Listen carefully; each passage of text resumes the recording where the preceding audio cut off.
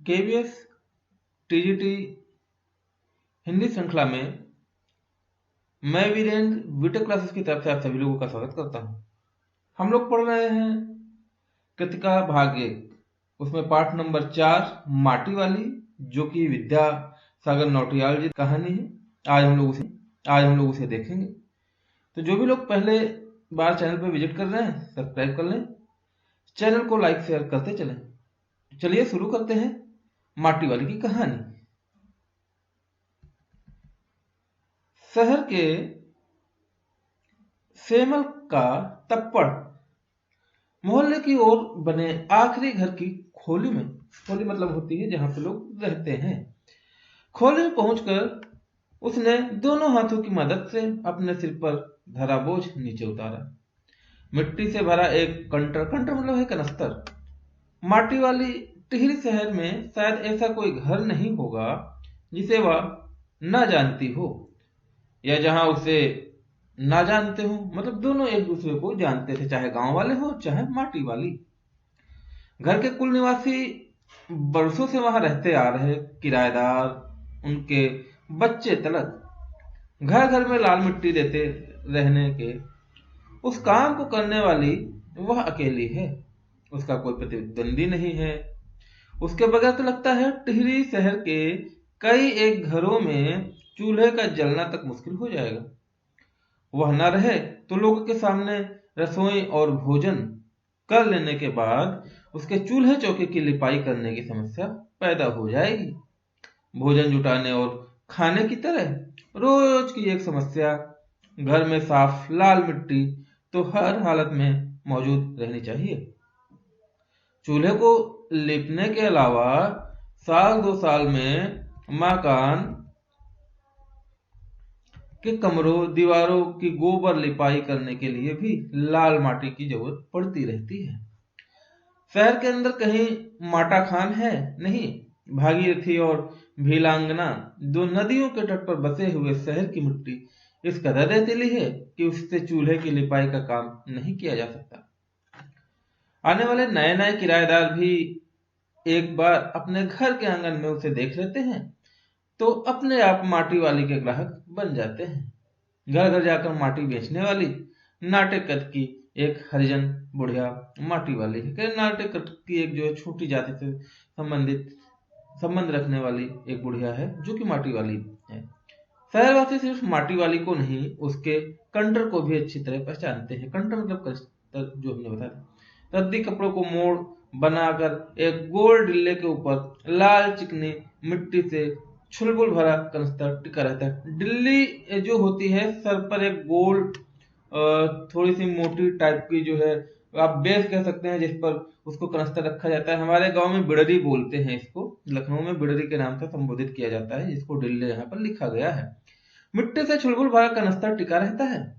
उसके ऊपर किसी ने कभी कोई ढक्कन लगा हुआ नहीं देखा। अपने कंटर को इस्तेमाल में लाने से पहले वह उसके ऊपर ढक्कन को काटकर निकाल सकती है। ढक्कन के न रहने पर कंटर के अंदर मिट्टी भरने और फिर उसे खाली करने में आसानी रहती है। उसके कंटर को जमीन पर रखते रखते सामने के घर से 9-10 साल की एक छोटी लड़की कामिनी दौड़ती हुई वहां पहुंची और उसके सामने खड़ी हो गई। मेरी माँ ने कहा है जरा हमारे यहाँ भी आना। वो छोटी बच्ची जो है माटी वाली से बोली, मेरी माँ ने कहा है हमारे यहाँ भी आना। अभी आती हूँ। घर की मालकिन ने माटी वाली को अपने कंटर की माटी कच्चे आंगन के एक कोने में उड़ेल देने को कह दिया। तू बहुत दयावान है, चाय के टाइम पर आई है हमारे घर। चाय के टाइम मतलब टाइम पर। भाग्यवान आए खाते वक्त। वह अपनी रसोई में गई और 2 रोटियां लेती आई। रोटियां उसे सौंप कर वह फिर अपनी रसोई में घुस गई। देखिए जो डिल्ले का था, सिर पर बोझ के नीचे रखने के लिए कपड़े की गद्दी, आप समझ सकते हैं इसको। माटी वाली के पास अपने अच्छे या बुरे भाग्य के बारे में ज्यादा सोचने का वक्त नहीं था। घर की मालकिन के अंदर जाते ही माटी वाली ने इधर उधर तेज निगाहें दौड़ाई। हाँ, इस वक्त वह अकेली थी, उसे कोई देख नहीं रहा था। उसने फौरन अपने सिर पर धरे डिल्ले के कपड़े के मोड़े और हड़बड़ी में एक झटके में खोला। और उसे सीधा कर दिया। फिर इकहरा मतलब एक परत में, इकहरा का मतलब एक परत में खुल जाने के बाद वह एक पुरानी चादर के एक फटे हुए कपड़े के रूप में प्रकट हुआ। मालकिन के बाहर आंगन से निकलने से पहले उसने चुपके से अपने हाथ में थामी दो रोटियां में से एक रोटी को मोड़ा और कपड़े में लपेटकर गांठ बांध दी। साथ ही अपना मुंह यूं ही चलाकर खाने का दिखावा करने लगी। घर की मालकिन पीतल के गिलास में चाय लेकर लौटी। उसने वह गिलास बुढ़िया के पास जमीन पर रख दिया। हालांकि जो माटी वाली है, उसको जब भोजन मिला मालकिन के द्वारा, तो उसने जो उसमें से एक रोटी को, जो उसकी गद्दी थी कपड़े की, जिसको बिड़री बोल रहे हैं हम, तो उसने उसमें जो है बांध लिया रोटी। भविष्य के लिए शायद वो शाम को खाएगी, जैसा भी। फिर पीतल के गिलास में उसको चाय मालकिन लेकर के देती है। लो, सादा बासी साग है, कुछ है नहीं अभी, इसे चाय के साथ निकल जा। माटी वाले ने खुले कपड़े के एक छोर से पूरी गोलाई को पकड़कर पीतल का वह गर्म गिलास हाथ में उठा लिया। अपने होठों से गिलास के किनारे को छुआने से पहले शुरू में उसके अंदर रखी गर्म चाय को ठंडा करने के लिए सूसू करके लंबी लंबी फूंके मारने लगी।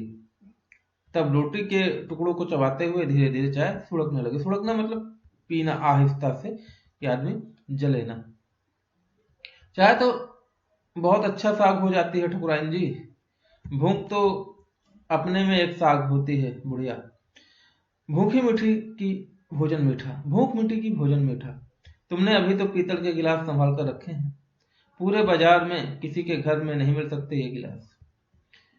इनके खरीदार कई बार हमारे घर के चक्कर काटकर लौट गए। पुरखों की गाढ़ी कमाई से हासिल की गई चीजों को हराम के भाव बेचने को मेरा दिल गवाही नहीं देता। हमें क्या मालूम कैसी तंगी के दिनों में अपनी जीभ पर कोई स्वादिष्ट चटपटी चीज रखने के बजाय मन में सोच कर दो दो पैसे जमा करते रहने के बाद खरीदी होंगी। उन्होंने ये तमाम चीजें जिनके सहारे लोगों की नजरों में अब कोई कीमत नहीं रह गई है, बाजार में जाकर पीतल का भाव पूछो जरा। दाम सुनकर दिमाग चकराने लगता है, और ये व्यापारी हमारे घरों से हराम के भाव इकट्ठा कर ले जाते हैं। तमाम बर्तन, भांडे, कांसे के बर्तन भी गायब हो गए हैं सब घरों से। तो मालकिन बता रहे हैं कि जो है दिल गवाही नहीं करता, क्योंकि हमारे पूर्वजों ने इनको खरीदे, पता नहीं मुंह पेट काट के कैसे खरीदे होंगे। और जो है ये बर्तन वाले हैं जो हराम के भाव में ले जाते हैं। इतनी लंबी बात सोचते बाकी लोग। अब जिस घर में जाओ वहां या तो स्टील के भांडे दिखाई पड़ते हैं या फिर कांच और मिट्टी के भांडे, मतलब है बर्तन। ठीक है, अपनी चीज का मोह बहुत बुरा होता है। मैं तो सोचकर पागल हो जाती हूँ कि इस उम्र में इस शहर को छोड़कर हम जाएंगे कहाँ। ठकुराइन जी दो जमीन जायदादों के मालिक हैं, वे तो कहीं न कहीं ठिकाने पर ही जाएंगे ही। पर मैं सोचती हूँ मेरा क्या होगा, मेरी तरफ देखने वाला तो कोई भी नहीं। चाय खत्म कर माटी वाली ने एक हाथ से अपना कपड़ा उठाया, दूसरी हाथ से खाली कंटन और खोली से बाहर निकलकर सामने चली गई। उस घर में भी कल हालत में मिट्टी ले आने के आदेश के साथ उसने दो रोटियां मिली। उसने अपने कपड़े के एक दूसरे छोर में बांध लिया। लोग जाने तो जाने की वो रोटियां अपने बुढ़े के लिए ले जा रही है। उसके घर पहुंचते ही असक्त बुढ़ा कातर नजरों से उसकी ओर देखने लगा और घर में रसोई बनाने का इंतजार करने लगता है। आज वह घर पहुंचते ही 3 रोटियां अपने बुढ़े के हवाले कर देगी। रोटियों को देखते ही चेहरा खिल उठेगा बुढ़े का। लेखक कह रहे हैं, साथ में ऐसा भी बोल देगी साग तो कुछ है नहीं अभी, और उसे जवाब सुनाई देगा भूख मीठी की भोजन मीठा।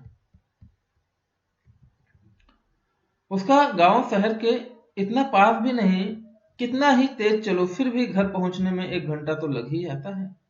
रोज सुबह निकल जाती है वह अपने घर से, पूरा दिन माटा खान में मिट्टी खोदने, फिर विभिन्न स्थानों में फैले घरों तक उसे ढोने में बीत जाता है।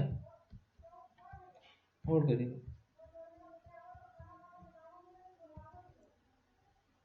ढोने में बीत जाता है। घर पहुंचने से पहले रात गिरने लगती है। उसके पास अपना कोई खेत नहीं है, जमीन का एक भी टुकड़ा नहीं है। झोपड़ी जिसमें वह गुजारा करती है गांव के एक ठाकुर की जमीन पर खड़ी है। उसकी जमीन पर रहने की एवज में उसे भले आदमी के घर पर भी माटी वाली को कई तरह के कामों का बेगार करनी। तो बेगार मतलब होता है मुफ्त में काम करना। आज वह एक गठरी में बदल गए अपने बुढ़े को कोरी रोटियां नहीं देगी। माटी बेचने से हुई आमदनी से उसने एक पाव प्याज खरीद लिया। प्याज को कूटकर वह उसे जल्दी जल्दी तल लेगी। बुढ़े को पहले रोटियां दिखाएगी ही नहीं, सब्जी तैयार होते ही परोस देगी। उसके सामने 2 रोटियां, अब वह 2 रोटियां भी नहीं खा सकता। एक ही रोटी खा पाएगा, या हद से हद 1.5। 1.5 का मतलब होता है 1 और आधी। अब उसे ज्यादा नहीं बचता। 1.5 रोटियों की बची 1.5 रोटियों से माटी वाली अपना काम चला लेगी। एक रोटी तो उसके पेट में पहले ही जमा हो चुकी है। मन में यह सब सोचती, हिसाब लगाती हुई वह अपने घर पहुंच गई। उसके बुढ़े को अब रोटी की कोई जरूरत नहीं रह गई थी। माटी वाली के पांवों की आहट सुनकर हमेशा की तरह वह चौंका नहीं। उसने अपनी नजरें उसकी ओर नहीं घुमाई। घबराई हुई माटी वाले ने उसे छूकर देखा। वह अपनी माटी को छोड़कर जा चुका था। मतलब कि जो माटी वाली का हस्बैंड है वो शायद दुनिया से विदा कर गया था। टिहरी बांध पुनर्वास के साहब ने उससे पूछा कि वह रहती कहाँ है। तुम तहसील से अपने घर का प्रमाण। मेरा ना, मेरी जिंदगी तो इस शहर के तमाम घरों में माटी गई साहब। जिंदगी मतलब है जिंदगी। माटी कहाँ से लाती हो? माटा खान से लाती हूँ माटी। वह माटा खान चढ़ी है तेरे नाम? अगर है तो हम तेरा नाम लिख देते हैं। माटा खान तो मेरी रोजी है साहब। बुढ़िया, हमें जमीन का कागज चाहिए, रोजी का नहीं। बाल बनने के बाद मैं क्या खाऊंगी साहब? इस बात का फैसला तो हम नहीं कर सकते। वह बात तो तुझे खुद तय करनी पड़ेगी। टिहरी बांध की 2 सुरंगों को बंद कर दिया गया है। शहर में पानी भरने लगा है। शहर में आपाधापी मची है। शहरवासी अपने घरों को छोड़कर वहां से भागने लगे हैं। पानी भर जाने से सबसे पहले कुल शमशान घाट डूब गए। कुल मतलब होता है सारे शमशान घाट, ठीक है। माटी वाली अपनी झोपड़ी के बाहर बैठी है। गांव के हर आने जाने वाले से एक ही बात कहती जा रही है, गरीब आदमी का शमशान नहीं उजाड़ना चाहिए। इस तरीके से ये पाठ समाप्त होता है। प्रश्न अभ्यास है कि शहरवासी सिर्फ माटी वाली को ही नहीं उसके कंटर को भी अच्छे से पहचानते हैं। आप समझ में कौन से कारण रहे होंगे जिससे माटी वाली को सब पहचानते।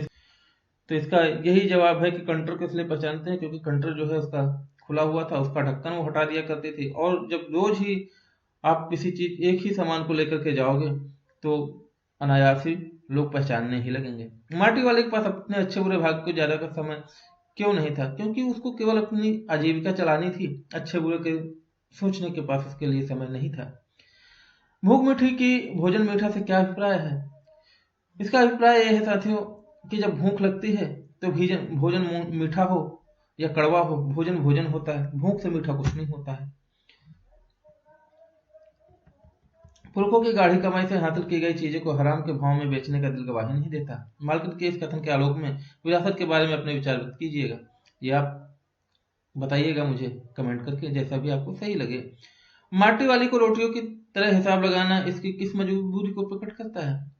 माटी वाली का जो हस्बैंड था वो बेचारा परेशान रहता था, इसलिए वो माटी वाली हिसाब लगाया करती थी कि 2 मैं खा लूंगी और हमारा बूढ़ा जो है वो 1 खा लेगा या 1.5 खा लेगा।